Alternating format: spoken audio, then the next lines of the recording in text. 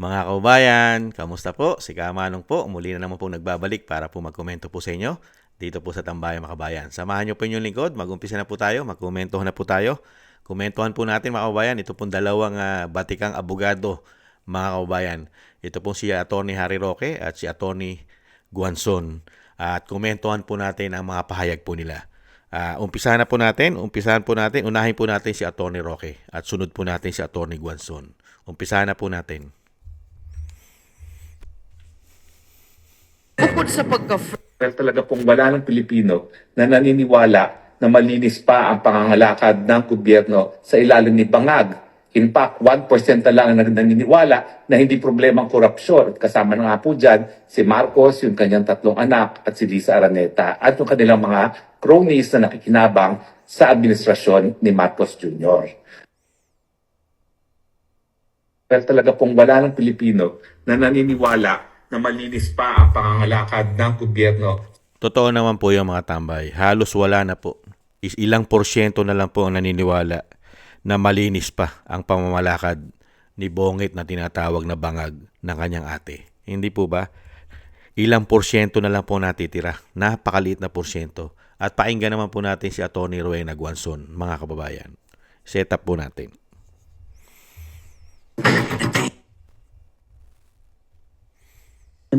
Napakasakit sa akin na lumabas sa bibig ko yun. Na halos sabihin ko sa kanila na huwag na silang bumalik dito dahil wala naman silang babalikan na trabaho. Mga kababayan, ang OFW na lang na income ang siyang tumataguyod sa ating ekonomiya. Tourism, bagsak. Foreign investments, deficit. Budget, deficit.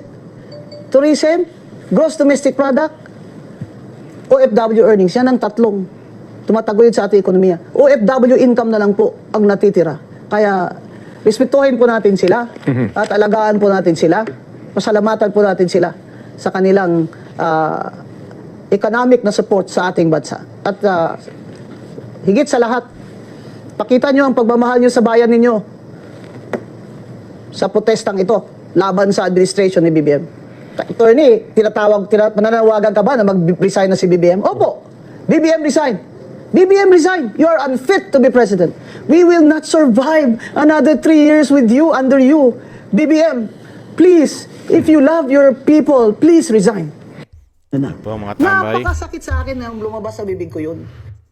Masakit naman po talaga isipin na ang ating bansa ay talagang maraming pinagkukunan ng pera. Hindi po ba? Pero mababalitaan mo at malalaman mo at masasaksiyan mo at mararamdaman natin na ganito ang nangyayari sa ating bansa. Ibinabagsak at ibinabaon lang sa kahirapan at sa utang ng gobyerno na naglilingkod daw kuno sa taong bayan at sa ating bansa. Hindi po ba? Kaya nga po, dito po sa sinasabi ng dalawang abogado, katulad po ni Atty. Roque at ni Atty. Guanzon, talagang nakikita po natin nasasaksihan po natin ang napakalaking difference ng paglilingkod ng binagong Pilipinas at sa nakaraan administrasyon ni dating Pangulong Duterte. Kay dating Pangulong Duterte, napakaluag po ng pag-akyat at paglobo. At hindi po ganito ang nangyayari sa ating bansa. Sa kabila ng napakarami ring naranasan, trahedya, hindi po ba? At napakalaki pa na pinagdaan ng pandemya. Hindi po ba? Meron pang mga terorista na kinubkob ang Marawi. At napakarami ding lindol, baha. Hindi ba? Bagyo. Hindi po ba? Lahat na po halos ay naranasan po ng Pilipinas nung panahon din po ni dating Pangulo. Pero hindi po ganito kalala at kagrabe ibinagsak ang ating ekonomiya na ngayon po lumalabas ngayon sa pag-aaral din po ni Atty. Guanzon na ang mga kababayan nating OFW na po ang talagang isang pinakamalaki po para makasurvive at makatulong ng malaki ang mga remittance po ng ating bansa, sa ating bansa, ang mga OFW. Nakita nyo po, dapat po bang ganyan na mangyari sa ating bansa? Na mga OFW lang haasahan natin? Hindi ba natin pwedeng asahan lahat? Di po ba? Para umunlad ang ating bansa. Kaya nga lang, sa nangyayari kasi sa ating bansa nung pumasok po ang binagong Pilipinas umano. Iba po ang naging layunin po ng mga politiko sa ating bansa.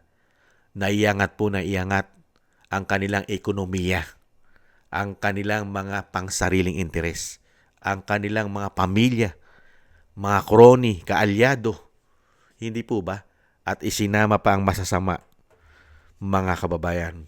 Halos lahat na po sila naging sindikato po. Kaya napakakawawa. Excuse me po. Kaya po ang ating bansa, mga kababayan, kaya yung nangyayari pong yan, katulad po na sinabi ni Atty. Guanzon, paano ka uuwi sa Pilipinas? Ano uuwian mo? Ano babalikan mo? Wala kang trabaho. Wala kang makakuha magandang trabaho. Puro pamumulitika. Korupsyon ang ginagawa ng mga politiko sa ating bansa. Pero kung tutuusin, kung nagtuloy-tuloy lang po ang ginawa ng pamilya Duterte, nagtuloy-tuloy lang, di hamak, napakaganda na po ng sitwasyon ng bansa, lalo-lalo po ang ekonomiya.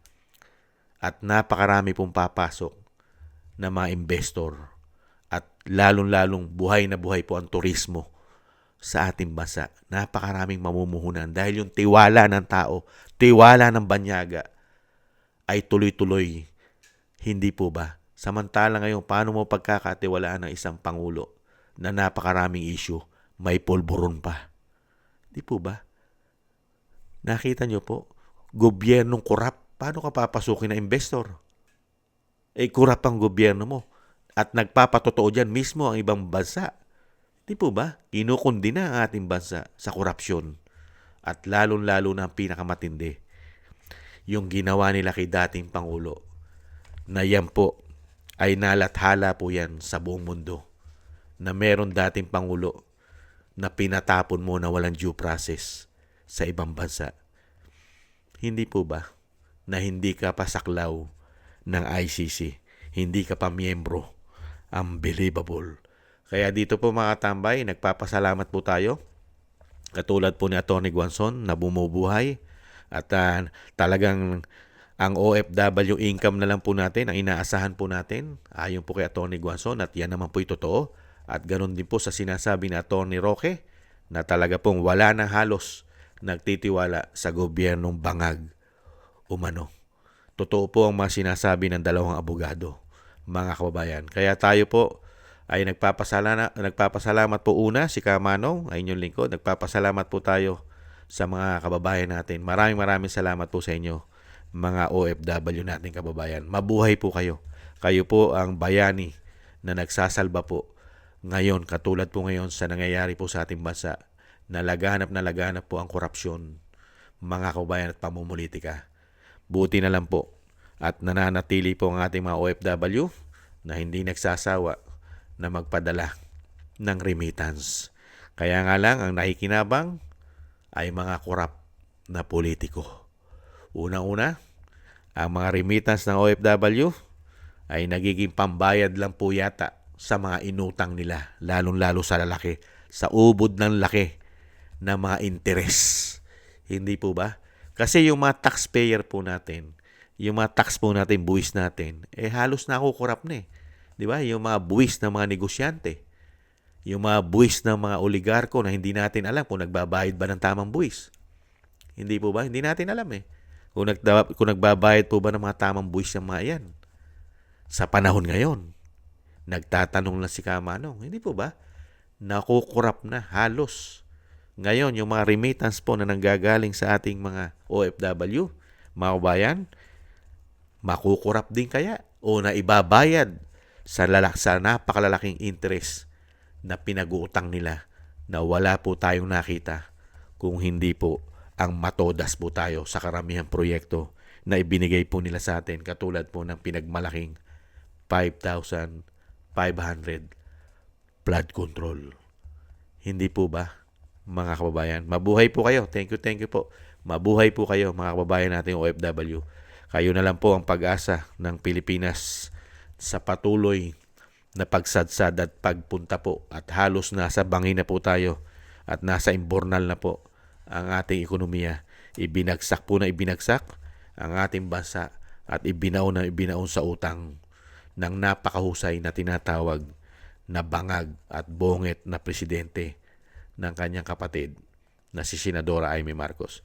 Thank you po mga kababayan at maraming salamat po sa ating mga kababayang OFW. Mabuhay po kayo at lagi po sana kayong ingatan sa inyo po mga paggawa. Ingat-ingat po mga kababayan. Thank you po sa ating mga kababayan, sa mga gusto po natin tambayan mga kababayan sa YouTube at TikTok at ganoon din po sa ating mga subscribers. Thank you po sa inyo. Mabuhay po kayo at sa mga nagko-comment, like, share, subscribe, mabuhay po kayo. Thank you po. Shoutout po sa inyo lahat. At syempre po sa mga nagbibigay po ng tulong at biyaya, shoutout po sa inyo. Kay Tatay Nick ng Canada, kay Balance Vision TV, Gayat Shena, kay Eric Hersho ng Canada, kay Annie Jo, kay Jem Aris ng United Arab Emirates, Julieta Silona ng Sydney, Australia, Gina Ray Solidides ng Berlin, Germany, at Jake Yahut ng Maisog, California, USA. Thank you po mga kabayan. Ingat po, lalo po sa inyo po mga paggawa. At syempre po, yung dasal at panalangin po natin mga kabayan, magsama-sama po tayo ng ating buong sambayanan at ang pamilya Duterte. At syempre po, halos lahat po, pati po ang ating mga OFW, ay sana po lahat po tayo ay maingatan sa kapahamakan mga kababayan. At madugtungan pa po ang buhay at kalakasan ng dating Pangulo at makabalik na po siya sa lalong mabilis sa ating bansa. Maraming salamat po sa mga dasal mga kababayan. Ingat po kayo. God bless po. Paalam. Bye-bye.